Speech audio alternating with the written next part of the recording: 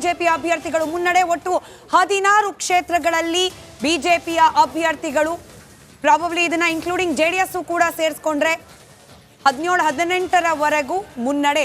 ಇನ್ನು ಕಾಂಗ್ರೆಸ್ ಚಿಕ್ಕೋಡಿ, ಕಲಬುರಗಿ, ಹಾಸನ, ಬಾಗಲಕೋಟೆ, ಬೀದರ್, ಕೊಪ್ಪಳ, ರಾಯಚೂರು, ಚಾಮರಾಜನಗರ ಕಾಂಗ್ರೆಸ್ನ ಅಭ್ಯರ್ಥಿಗಳು ಮುನ್ನಡೆಯನ್ನ ಕಾಯ್ದುಕೊಂಡಿರುವ ಕ್ಷೇತ್ರಗಳು ಇವು. 11, 15, 2 ಸದ್ಯದ ಸ್ಟಾಟ್ಸ್ ಅದು. ರಾಜ್ಯದಲ್ಲಿ ಮತ್ತೊಂದು ಕಡೆ ಗಮನಿಸ್ತಾ ಇದ್ದೀರಿ, ಕೇರಳ ಬಿಜೆಪಿ 2, ಸದ್ಯಕ್ಕೆ ಕೇರಳ 2 ಕ್ಷೇತ್ರಗಳಲ್ಲಿ ಬಿಜೆಪಿ ಅಭ್ಯರ್ಥಿಗಳು. ಬಹುಶಃ ತಿರುವನಂತಪುರಂ, ತ್ರಿಶೂರ್ ಇದೆರಡು ಇರಬಹುದೇನೋ ಗೊತ್ತಿಲ್ಲ. ಅದರ ಅಪ್ಡೇಟ್ ಅನ್ನ ನಾವು ನಿಮ್ಮವರೆಗೂ ತಲುಪಿಸ್ತೇವೆ, ಯಾವೆರಡು ಕ್ಷೇತ್ರಗಳು ಅಂತ ಹೇಳಿ.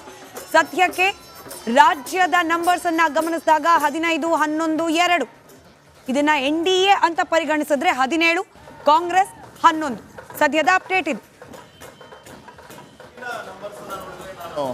ನಮ್ಮ ಸುಭಾಷ್ ಶುಗಾರ್ ಅವರಿಗೆ ಒಂದು ಪ್ರಶ್ನೆಯನ್ನ ಕೇಳ್ತೀನಿ. ಬಹುಶಃ ಒಂದೇ ನಿಮಿಷ ಮತ್ತೊಮ್ಮೆ ವೀಕ್ಷಕರೇ, ಟೋಟಲ್ ಈಗ 296 NDA ಏನಿದೆ, ಅದರಲ್ಲಿ ಬಿಜೆಪಿ 232ರಲ್ಲಿ ಮುನ್ನಡೆ ಕಾಯ್ದುಕೊಂಡಿದೆ. ಬಿಜೆಪಿ ಏಕಮೇವ ಪಕ್ಷವಾಗಿ. ಆ ಲೆಕ್ಕ ಪ್ರಕಾರ ಇನ್ನೂ ಕೂಡ ಅವರಿಗೆ ಬಹುಮತ ಬರಬೇಕು ಅಂತ 40 ಸೀಟುಗಳು ಬೇಕು, 40 ಸೀಟ್ ಬೇಕು. ಇಂಡಿಯನ್ ನ್ಯಾಷನಲ್ ಕಾಂಗ್ರೆಸ್ 99 ಕ್ಷೇತ್ರಗಳಲ್ಲಿ ಮುನ್ನಡೆಯನ್ನು ಕಾಯ್ದುಕೊಂಡಿದೆ, 99. ಆ್ಯಂಡ್ ಸಮಾಜವಾದಿ ಪಾರ್ಟಿ 36 ಕ್ಷೇತ್ರ. ಸಮಾಜವಾದಿ ಪಾರ್ಟಿ, ತೃಣಮೂಲ ಕಾಂಗ್ರೆಸ್ 33, 95 ಆಯಿತು ಕಾಂಗ್ರೆಸ್ ಈಗ. ಓಕೆ,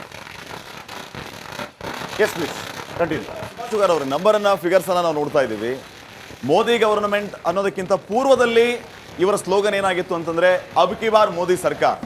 ತದನಂತರ ಇವರು ಅಬ್ ಕಿ ಬಾರ್ ಫಿರ್ ಮೋದಿ ಸರ್ಕಾರ ಅಂತ ಹೇಳಿದರು. ಈಗ ಅಬ್ ಕಿ ಬಾರ್ 400 ಪಾರ್ ಅಂತ ಹೇಳ್ತಾ ಇದ್ದಾರೆ. ಬಹುಶಃ ಈ ಸಾರಿ ಟಫ್ ಕಾಂಪಿಟೇಷನ್ ಆಗುತ್ತೆ, ಅದಕ್ಕೋಸ್ಕರ ಒಂದ್ಸರಿ ಗಾಳಿಯಲ್ಲಿ ಗುಂಡು ಹೊಡೆದು ಬಿಡೋಣ ಅಂತ ಹೇಳಿ ಈ ರೀತಿಯ ಸ್ಲೋಗನ್ ಕೊಟ್ರ.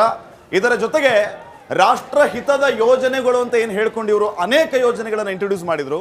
ಅದು ಬಹುಶಃ ಈ ರೀತಿ ಅಡ್ಡ ಪರಿಣಾಮ ಏನಾದರೂ ಬೀರ್ತಾ ಇದೆ, ಏನು ಹೇಳ್ತೀರಿ?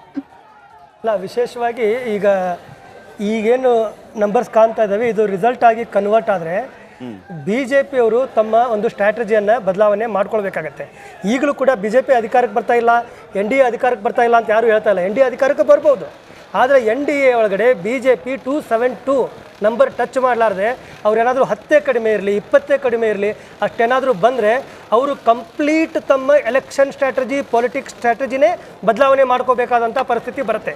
ಯಾಕಂದರೆ ಈ ಲಾಸ್ಟ್ 10 ಇಯರ್ಸಲ್ಲಿ ಅವ್ರು ಏನು ಒನ್ ಮ್ಯಾನ್ ಸೆಂಟ್ರಿಕ್ ಆಗಿ ಏನು ಪಾಲಿಟಿಕ್ಸನ್ನು ಮಾಡಿದ್ದಾರೆ, ಅದನ್ನು ಇನ್ನು ಮುಂದೆ ಮಾಡಲಿಕ್ಕೆ ಆಗೋದಿಲ್ಲ. ಉಳಿದವರ ಡಿಮಾಂಡ್ಗೆ ಭಾಳ ತಲೆಬಾಗಬೇಕು, ಉಳಿದವರ ಡಿಮಾಂಡ್ಗೆ ತಲೆಬಾಗುತ್ತೆ.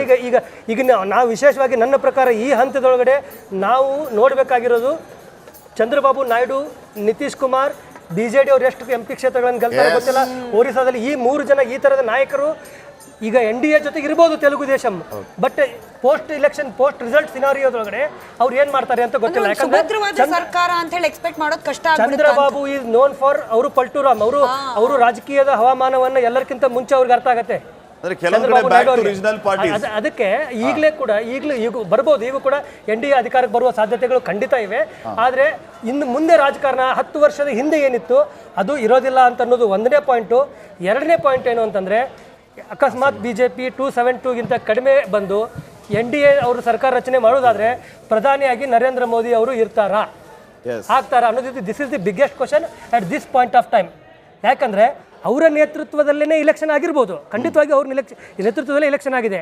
ಆದರೂ ಯಾವ ಒಂದು ಆತ್ಮವಿಶ್ವಾಸವನ್ನು, ಯಾವ ಒಂದು ನಂಬರ್ಸನ್ನು ಅವರು ಕ್ಲೇಮ್ ಮಾಡ್ತಾಯಿದ್ರು ಅಷ್ಟು ಬರದೇ ಇದ್ದಾಗ ಅವರ ಒಂದು NDA ಪಾರ್ಟ್ನರ್ಸ್ ಆಗಲಿ, ವಿಶೇಷವಾಗಿ ಈಗ ರೇಷ್ಮೆ ಸರ್ ಹೇಳ್ತಾಯಿದ್ರು RSS ಮತ್ತು BJP ಮಧ್ಯೆ ಒಂದು ಆಂತರಿಕವಾದಂಥ ಒಂದು ಒಳಗಡೆ ಒಂದು ಸಂಘರ್ಷ ನಡೀತಾ ಇದೆ.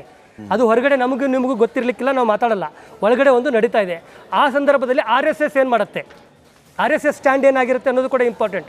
ಒಂದ್ಸರಿ JP ನಡ್ಡಾ ಅವರು ಆಲ್ರೆಡಿ ಓಪನ್ ಆಗಿ ಹೇಳ್ಬಿಟ್ಟಿದ್ದಾರೆ, ನಾವು RSSಗಿಂತ ಈಗ ಭಾಳ ದೊಡ್ಡದಾಗಿ ಬೆಳೆದೀವಿ, ನಮ್ಗೆ RSS ಅವಶ್ಯಕತೆ ಇಲ್ಲ ಅಂತಲೂ ಕೂಡ ಹೇಳಿದ್ದಾರೆ. ಇದು ಒಳಗಡೆ ಒಂದೇನು ಸಂಘರ್ಷ ನಡೀತಲ್ಲ, ಆವಾಗ ಪೋಸ್ಟ್ ಸಿನಾರಿಯೋ ಸಂದರ್ಭದಲ್ಲಿ 272ಕ್ಕಿಂತ ಕಡಿಮೆ ಬಂದರೆ RSS ಏನು ಮಾಡುತ್ತೆ, ಅಲಯನ್ಸ್ ಪಾರ್ಟ್ನರ್ಸ್ ಏನು ಮಾಡ್ತಾರೆ, ಇವರೆಲ್ಲರೂ ಉಳಿದವರೆಲ್ಲ ಏನು ಮಾಡ್ತಾರೆ. ಮತ್ತು ಮೋದಿ ನೈತಿಕವಾಗಿ ನನ್ನ ನೇತೃತ್ವದೊಳಗಡೆ ನನ್ನ ಹೆಸರನ್ನೇ ಇಟ್ಟು ಉತ್ತರ ಪ್ರದೇಶದಲ್ಲಿ ಭಾಳ ಹಿನ್ನಡೆ ಆಗಿದೆ, ಮಹಾರಾಷ್ಟ್ರದಲ್ಲಿ ಹಿನ್ನಡೆ ಆಗಿದೆ, ನಮಗೆ ರಾಜಸ್ಥಾನ ಈ ಥರದ ಅದು ವಿಶೇಷವಾಗಿ ಸೌತ್ ಭಾಗದಲ್ಲಿ ನಮಗೆ ಭಾಳ ಮುನ್ನಡೆ ಬಂದಿದೆ, ಪೂರ್ವದಲ್ಲೂ ಮುನ್ನಡೆ ಬಂದಿದೆ. ಸೊ ಒಟ್ಟಾರೆ ನರೇಂದ್ರ ಮೋದಿ ಮತ್ತೆ ಪ್ರಧಾನಿ ಆಗ್ತಾರೆ. ಈಗಿರೋಂಥ 300-305 ಗಡಿವರೆಗೂ ಬರ್ಬೋದು ಅಂತ ನನಗೆ ಭಾವನೆ ಇದೆ. ಸೊ ಮತ್ತೊಮ್ಮೆ ಪ್ರಧಾನಿ ಆಗ್ತಾರೆ. ಕರ್ನಾಟಕದಲ್ಲಿ ಒಂದು ರಿಸಲ್ಟ್ ಕೊಟ್ಟಿದ್ದಾರೆ. ಕರ್ನಾಟಕದಲ್ಲಿ ಗ್ಯಾರಂಟಿಗಳಿಗೆ ಬೆಲೆ ಇಲ್ಲ, ಮೋಸದ ಗ್ಯಾರಂಟಿ, ಜನರ ದುಡ್ಡು ಕಿತ್ತು ಜನರಿಗೆ ಕೊಡುವಂಥ ಮೋಸ ಅಂತೇಳಿ ಗೊತ್ತಾಗಿದೆ. ಕಾಂಗ್ರೆಸ್ಸಿನ ಅಧ್ಯಕ್ಷರು DK ಶಿವಕುಮಾರ್ ಅವರು